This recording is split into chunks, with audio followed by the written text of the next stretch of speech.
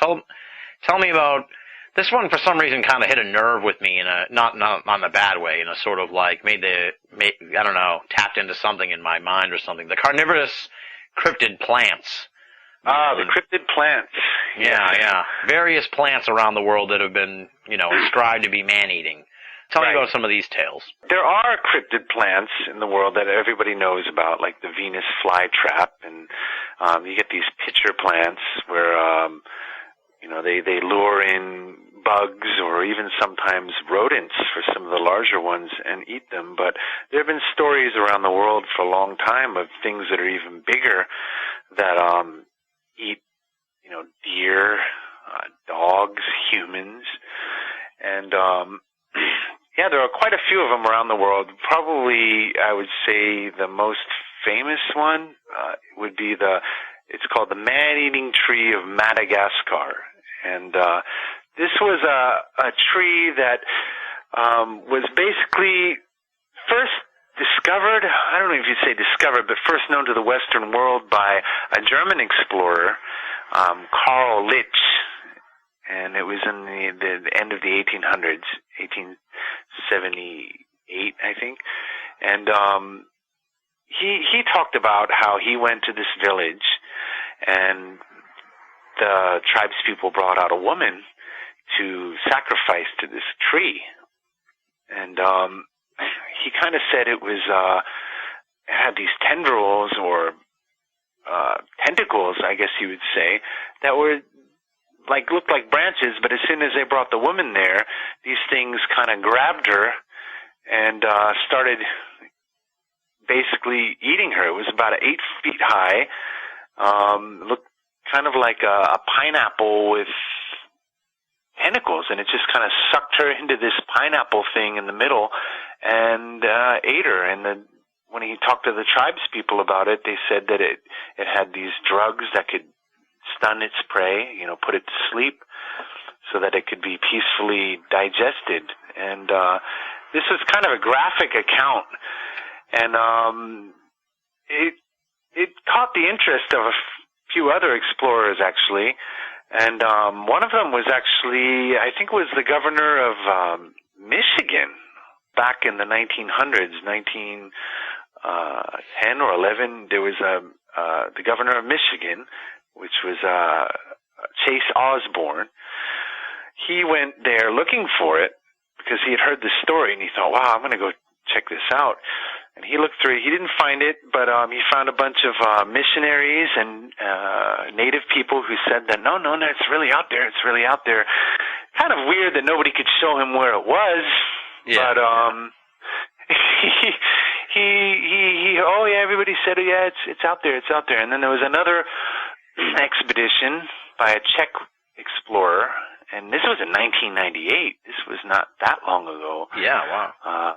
Ivan Makurl, he went out there, and he found some natives that told him that it was real, and they also told him about another one, which is called the Kumunga killer tree, which they said had these flowers that shot poisonous gas, and they did know where it was.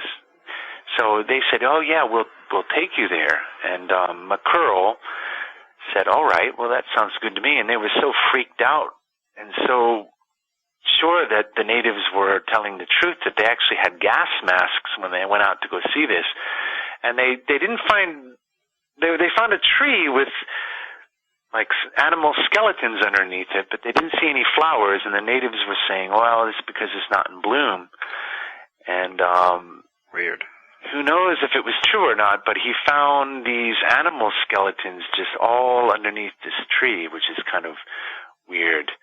But nobody ever really found the Madagascar man-eating tree. And I think this is another story that kind of like the Mysterious Islands kind of captures people's imaginations. It plugs into some subconscious thing in our minds about these plants that live out in the forest eating people, you know what I mean? Yeah, that's what, like I said, it kind of resonated with me in a way. I think that resonates with people for some reason. And that's why I wanted to write this article. I was the same. and I went about collecting all these stories. Another one was this thing called the Nicaraguan vampire vine, and this was a story that I found it in this article, and it was the original article, and it told this story about this guy named Dunstan who was out studying plants in Nicaragua, and he wasn't looking for anything weird. He wasn't even there looking for cryptid plants or anything. He was just studying the plant life of the area. And he was out there with I guess he had his dog with him.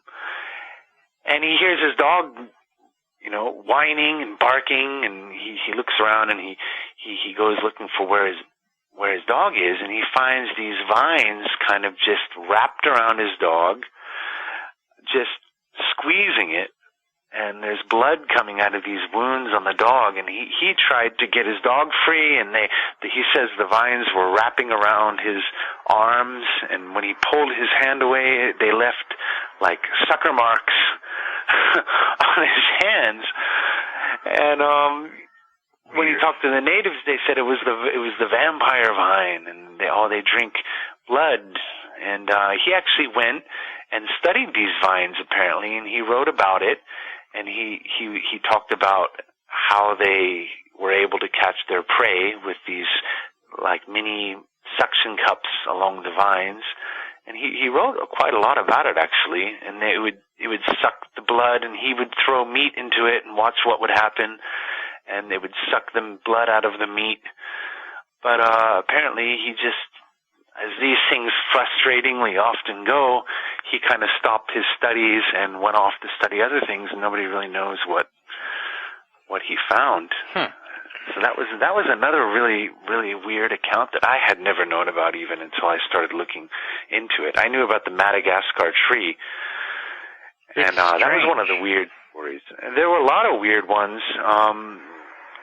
South America has a lot of weird. Central and South America has a lot of carnivorous plants.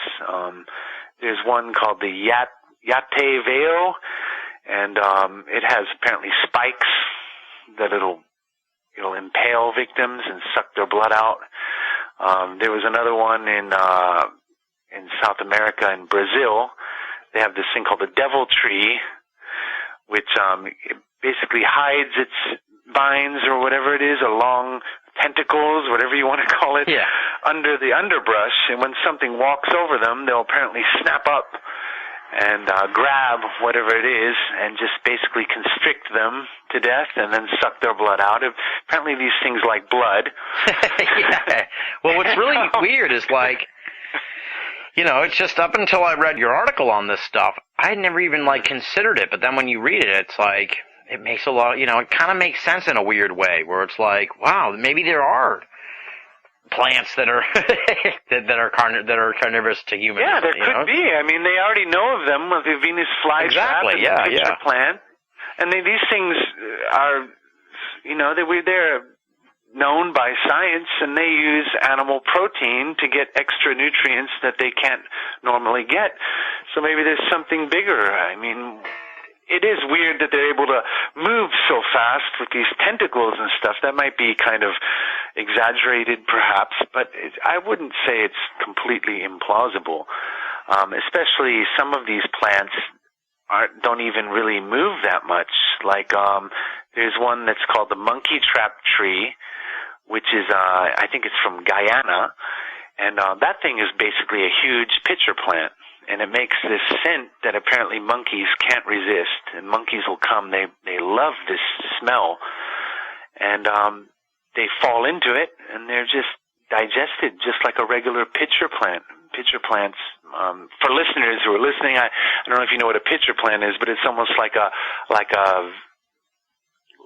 bowl with some kind of scent usually, and it attracts animals, sometimes even rodents or lizards, and they'll come to check it out and fall into this digestive liquid, and they can't get out, and they're just digested alive by the plants. So something like this monkey trap tree from Guyana sounds like it's plausible. Yeah, it's weird. It's like almost it goes to a strange sort of line that I never considered. Like talking to you, it's like where's the line of like sentience in this whole thing? You know what I mean? It's like does the plant know? Like the plant has to know? I don't know. It's weird. The plant, There's actually a story that kind of suggests that. One of the stories that I found when I was doing that article was this tree in the Philippines, and basically this guy from Mississippi. He was in the Philippines. I think he wanted to farm there. He wanted to open up some kind of plantation. He was a planter.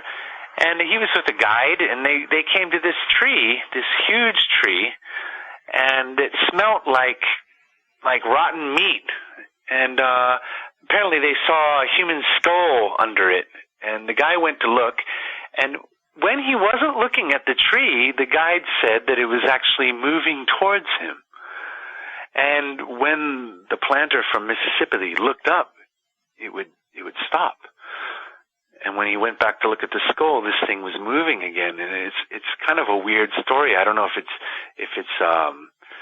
it really happened or not, but according to the story, it was almost as the tree knew that he was looking at it, which was that story struck me as quite bizarre. And every time he looked away, the guide said, "Be careful, that thing's moving towards you." And finally, I guess he got the hint, and he got away from the tree. But yeah, that's kind of weird. You wonder if there's some sentience involved there. Yeah, it's very odd. Some rudimentary sense of whether the prey is looking at it or not. Yeah, some of them are quite realistic. Some of these stories are maybe not as believable as others, but I think the idea of carnivorous plants that can eat large prey are plausible. Yeah. Could happen. Certainly seems that way. I mean, it makes sense. Like I said, it's something I never even considered before.